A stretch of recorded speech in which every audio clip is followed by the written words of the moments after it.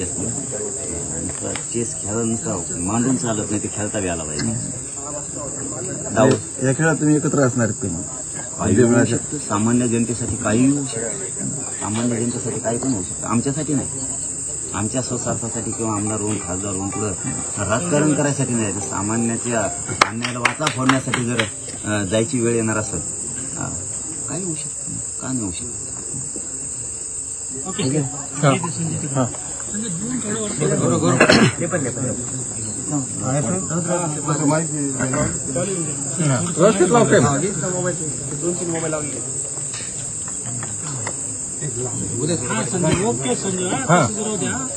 विधानसभा निवडणुकीची तारखा जाहीर झालाय. आज आपण जरांगे पाटलांची भेट घेतली, नेमका उद्देश काय होता?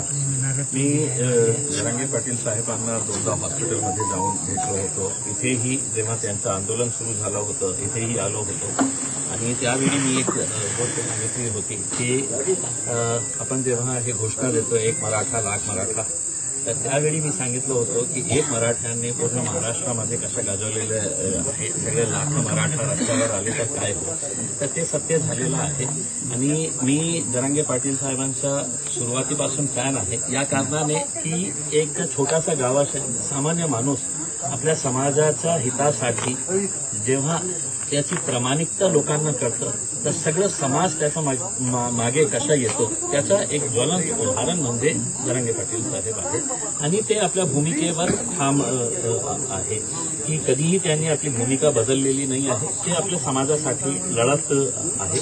आज चांगली गोष्ट हे आहे की त्यांनी आम्हाला जेव्हा हे कळलं की सगळं आता निवडणूक जवळ आलेली आहे आणि जरांगे पाटील साहेबांचे आम्ही हे ऐकलं होतं की तेही निवडणूक लढणार आहे, त्यांचं म्हणजे त्यांच्या वतीने काही लोक निवडणूक लढणार आहेत.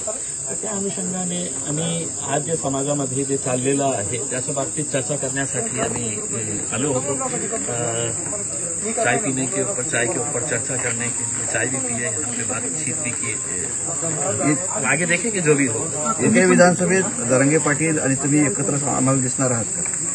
देखिए, जैसा अभी जरांगे साहब ने आपको बताया है कि कुछ दिनों के अंदर कुछ ना कुछ तो जो भी फैसला लेंगे, मैं अकेला अपने तौर के ऊपर मेरी पार्टी का फैसला नहीं कर सकता हूँ. जरांगे पाटिल साहब की सबसे अच्छी बात यह है कि जब भी उन्होंने कोई फैसला लिया है अपने समाज के साथ चर्चा करके, समाज के जिम्मेदारों के साथ चर्चा करके उन्होंने फैसला लिया. इसमें हमारी सिर्फ उम्मीद यही है, हमारी सिर्फ ख्वाहिश यही है कि आज महाराष्ट्र में जो राजनीतिक परिस्थिति है, जितने भी एस्टैब्लिश्ड पॉलिटिकल पार्टीज है या जो प्रस्थापित नेता लोग हैं, इनका लोगों का विश्वास इनके ऊपर से खत्म हो चुका है. तो जब तक आप नए चेहरे नहीं लेके आएंगे, लोगों का विश्वास जो है नए चेहरों के ऊपर होगा और लोगों को लगेगा कि नहीं भाई यही लोग बार बार चुनकर आ रहे हैं. आज भी राजनीति के अंदर देखिएगा, आज विधानसभा, आज एमएलएस का ये हुआ है, एक बाप मंत्री रहता है, बेटे को आमदार बना दिया जाता है, मतलब बाकी और कोई नहीं है. ये घरानेशाही कहीं न कहीं तो खत्म होनी ही चाहिए ना. तो आज अगर कोई ऐसी कोशिश की जा रही है तो हम उस कोशिश के अंदर पूरा साथ देंगे जरांगे पाटील. जरांगे पाटलांनी बुद्धिबळाचं उदाहरण दिलंय. तुम्ही एका बाजूने एकत्र आलात आणि पुढचा कोण आहे राजा जो तुम्हाला मारायचा आहे? बुद्धिबळाच्या असं दोन सोंगट्या असतात, दोन्हीकडे राजा असतात, तुम्ही एकीकून झालात तर पुढचं टार्गेट कोण आहे दोघांचं? देखिए साहब, मैं ये समझ के चलता हूँ कि यहाँ पर राजा की बात नहीं हो रही है, यहाँ पे प्रजा की बात हो रही है. जरांगे पाटिल साहब भी जितना भी आंदोलन कर रहे हैं वो उनके समाज के साथ जो नाइंसाफी हो रही है उसके लिए वो आवाज उठा रहे हैं, लड़ रहे हैं. हमें तो ये बात समझ में नहीं आती है. मैं विधानसभा के अंदर जब आमदार था उस वक्त एक भाषण किया था और मैंने ये बताया था कि अगर भाजपा तैयार है, शिवसेना तैयार है, कांग्रेस तैयार है, एनसीपी तैयार है, समाजवादी तैयार है, हम तैयार है, तो क्या वजह है कि इसके अंदर रुकावटें लाई जा रही है? देखिए, बोलना कुछ और करना कुछ, ये राजनीतिक पार्टियों के बड़े बड़े नेताओं की आदत बन चुकी थी. अब ये जब से आए हैं तो ये सबकी पोल खोल रहे हैं, सबको उधेड़ रहे हैं, तो अब सब परेशान हैं इनकी वजह से. इनका मकसद यही है कि मेरे समाज के साथ इंसाफ करो. हम भी यही चीज चाहते हैं कि साहब हमारे समाज के साथ भी कुछ इंसाफ होना चाहिए करके. और जब दो लोग का कॉमन गोल रहेगा, ऑब्जेक्टिव एक रहेगा उसमें, तो यकीनन इनके साथ लोग जुड़ रहे हैं, हम भी इनके साथ तो जुड़ेंगे। जरांगे पाटलांनी 14 महिन्याच्या आरक्षणाचा लढाला सुरू ठेवलाय. त्यांना आरक्षण भेटलं नाही. त्याचा साफ दावा आहे की देवेंद्र फडणवीसांनी मराठा समाजाला फसवलं. देखिए, मैं तो अकेले से देवेंद्र फडणवीस साहब के बारे में ये नहीं कहूंगा. मैं कहूंगा कि भारतीय जनता पार्टी की नीति जो है वो लोगों को समझ में आ चुकी है. कॉन्स्टिट्यूशनल अमेंडमेंट अगर करने का है, केंद्र सरकार के पास जाने का है, मैं तो आपको यहां तक ये कहता हूं कि उस वक्त नरेंद्र मोदी साहब ने यहाँ के एक बड़े नेता को बुलाकर ये कहा था कि ये आंदोलन मराठा समाज का किसी भी हालत के अंदर दिल्ली तक नहीं पहुंचना चाहिए करके, यहीं का यहीं इसको रखना चाहिए करके. तो उनकी नीति रही है ये, लेकिन अब वो एक्सपोज हो चुके हैं बहुत हद तक. जो है सबको समझ में आ रहा है कि इसके पीछे किसकी साजिश है, क्या षड्यंत्र रचे जा रहे हैं. कोण मैं तो आपको सुबह से ही कहा हूं ना, भारतीय जनता पार्टी और उनके जितने भी है नीचे से लेके ऊपर तक, ये सभी लोगों की साजिश है. आपका अलायंस हो सकता है? देखिए, मैंने तो आप सीधे तरीके से पूछ रहे हैं, मैंने आपको हर चीज का जवाब दे चुका हूं. अलायंस का मतलब क्या होता है? जब आप एक कॉमन गोल को हासिल करना चाहते हैं, और वो कॉमन गोल क्या है करके समाज के अंदर अगर हमको परिवर्तन लेके आने का है. आज जो जाति धर्म के नाम के ऊपर जो घटिया राजनीति यहाँ पर देखने को मिल रही है, मुझे खुशी इस बात की है. मैंने जरांगे पाटिल साहब के तमाम ऐसे भाषण सुना हूं, कहीं पर भी वो ये नहीं कहते हैं कि साहब ये समाज में वो समाज के खिलाफ बोलना चाहिए, ये धर्म ने दूसरे धर्म के बारे में कुछ बात करना चाहिए. उनका एक गोल है, उनकी एक सोच है कि भैया हमको रहना सबको साथ में ही है.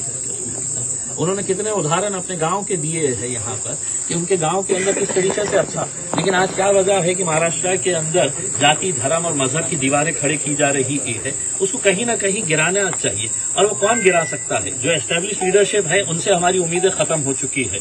तो जो नई लीडरशिप डेवलप हो रही है, अगर वो प्रामाणिक है, और जिसको मैं जरांगे पाटिल साहब के अंदर देखता हूँ, तो मुझे भी ऐसा लगता है कि एक नई पहल हो रही है, क्यों ना हमें कोशिश करके देखेंगे. जरांगे पाटिल की जो आंदोलन था उसका जो फायदा है मुस्लिम तबके के बच्चों को भी मिला है. इस वजह से भी आप देख सकते हैं कि 100%. मैं जैसा आपको ये बताया हूँ ना कि जब फायदे मिलते हैं, किसको फायदा मिलना चाहिए साहब? जो सबसे गरीब लोग हैं. आज अगर आप बोलेंगे कि इम्तियाज अली तुमको रिजर्वेशन चाहिएगा करके, तो इम्तियाज अली को नहीं चाहिए. लेकिन मेरे समाज के अंदर भी जो गरीब लोग हैं, जिनकी आवाज कभी नहीं पहुंचती है, जो मजबूर है, जो बेसहारा है, तो वैसे लोगों के लिए ही ये लड़ाई जो है वो जरांगे पाटिल साहब ने शुरू की थी इसमें. और कभी भी मैंने आपको जैसा बताया, मैं दोबारा आपको दोहरा रहा हूँ, अगर वो ये कहते कि साहब ने ये समाज बराबर नहीं है, मैं मेरे समाज के बारे में, उन्होंने हमेशा सभी समाज को साथ में लेने की बात की है.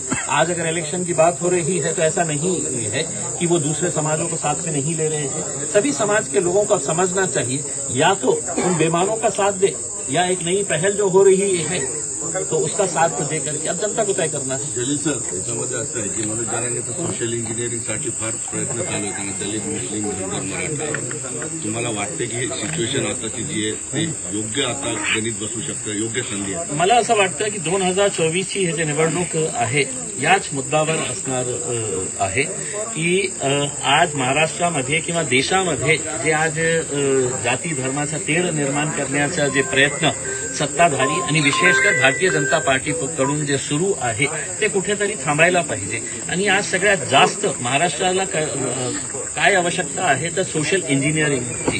म्हणजे सगळे जाती धर्माचे कोणत्याही माणसाला एकमेकाशी द्वेष करायचं नाही आहे. उनको अपनी रोजी रोटी से है तो फिक्र ये है, परेशान है, किसान परेशान है. ऐसे हालात के अंदर कौन जाति धर्म के बारे में है तो सोचते रहेगा अगर उनका पेट खाली ही है तो उसमें. तो अगर सबके बारे में अगर सोच रहा है कोई, तो हम यकीनन उसको पूरी तरीके से साथ देंगे. और हमारा यही कहना है कि 2024 का इलेक्शन जो है वो सभी जाति धर्म और मजहब के ऊपर उठ के हम सब एक है. हमें गर्व के साथ कहना है कि मला अभिमान है कि मैं महाराष्ट्रीयन आहे, मुझे गर्व है कि मैं भारतीय हूँ. इस मुद्दे के ऊपर लड़ना चाहिए, वरना आपको तो लड़ाने के लिए बैठे हुए ही है सत्ताधारी जितने भी बैठे हैं. जरांगे पाटील आपल्या भाषणात नेहमी म्हणतात की मुसलमानांनी कुणाला घाबरायची गरज नाही, मुसलमानाचं कुणी काय वापर करू शकतो. देखिए, या वाक्याकडे कसं बघता? खरंच मुसलमानाकडे घाबरायचं? मैं यही कहना चाह रहा हूँ कि मैं आज अगर चौथी मर्तबा अगर जरांगे पाटिल साहब से मिलने के लिए आया हूं तो कहीं न कहीं मेरे दिल में भी उनके लिए एक आदर का स्थान बना है। और इसलिए आदर का स्थान बना है कि वो इंसानियत के लिए बात कर रहे थे। उन्होंने कभी तो जाति, धर्म और मजहब के हिसाब से बात नहीं किए हैं।